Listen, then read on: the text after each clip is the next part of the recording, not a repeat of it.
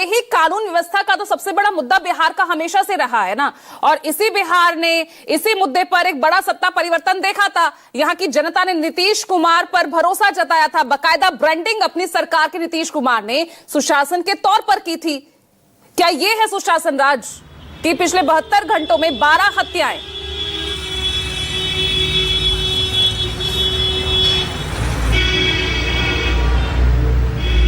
देखिए पूजा, नीतीश कुमार के शासन को सुशासन कहने वाले और नीतीश कुमार ने बिहार का डेवलपमेंट किया है, इससे कोई मुंह नहीं मोड़ सकता। और ये एक सच्चाई है कि नीतीश कुमार ने अपने शासनकाल में बिहार का विकास किया है, बदलाव किया है, वो बदलाव दिखता भी है।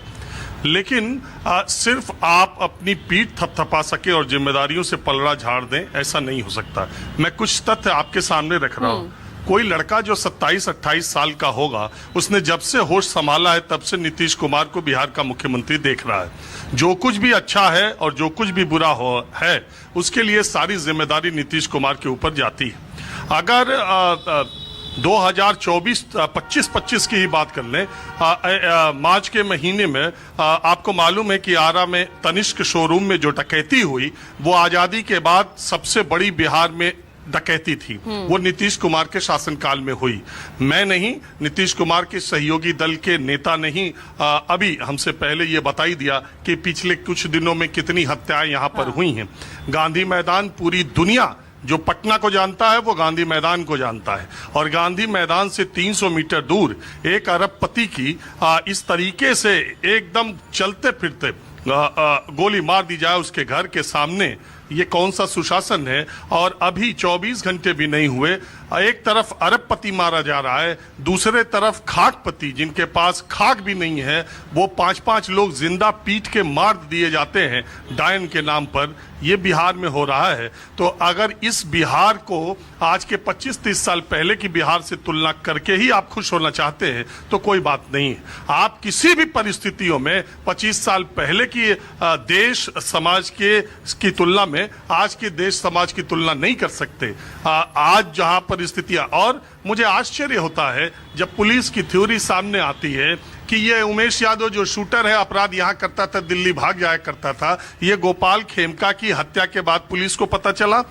गोपाल खेमका की हत्या का उद्घाटन करना आज डीजीपी भले कर दें, लेकिन क्या उनका इंटेलिजेंस और क्या कानून व्यवस्था को बनाए रखने के लिए उनकी तैयारियां यही थी कि लगातार एक अपराधी आ रहा था और अपराध करके दिल्ली चला जा रहा था। और ये सारी घटनाक्रम जब अपराध घट गया और गोपाल खेमका जो अरबपति व्यक्ति हैं जिनके बेटे की हत्या हो चुकी है, उसके बावजूद उनकी हत्या हो गई, इसका जवाब कौन देगा? और आखिरी बात यह कि इस देश में पूजा कोई भी मुख्यमंत्री, इस पूरे देश में कोई भी मुख्यमंत्री नीतीश कुमार से ज्यादा समय से अपनी कुर्सी पर नहीं है। सबसे ज्यादा इस वक्त जितने भी मुख्यमंत्री हैं, सबसे वरिष्ठ मुख्यमंत्री नीतीश कुमार हैं।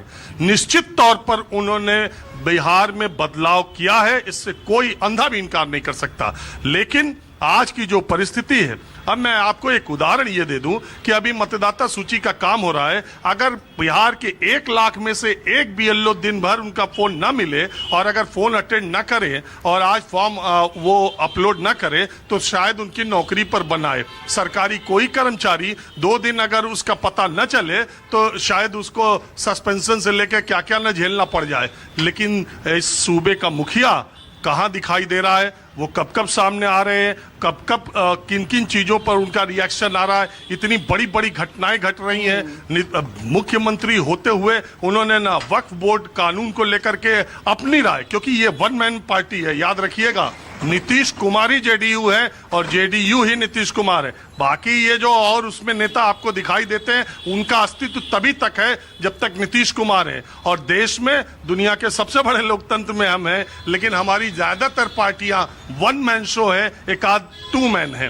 तो ये एक आदमी की पार्टी और 2 आदमी की पार्टी जो आजकल भारत के लोकतंत्र में चल रही है, वो किसी एक पार्टी पर नहीं है। उसमें वो आदमी सामने अगर आकर के बात नहीं करता है और वो आदमी अगर अपनी बात मुद्दों पर नहीं रखता है तो ये माना जाता है आप कोई मुख्यमंत्री, चुनाव का समय है, पूरा बिहार परेशान है, ग्रामीण इलाकों में मतदाता परेशान है, मुख्यमंत्री का कहीं पता ही नहीं है कि उनका इस मामले पर क्या सोचना है, उनका क्या समझना है। इतनी बड़ी आपराधिक घटना हो रही है, मुख्यमंत्री का कहीं पता ही नहीं है। ये अपने आप में एक सवाल है जो बिहार की जनता के दिमाग में घूम रहा है कि आखिर नीतीश कुमार, जो कि इतने सक्रिय मुख्यमंत्री, जिन्होंने बिहार में आजादी के बाद सबसे ज्यादा बड़ा बदलाव किया, इससे कोई इंकार नहीं है, वो इस समय कहां है और कैसे हैं।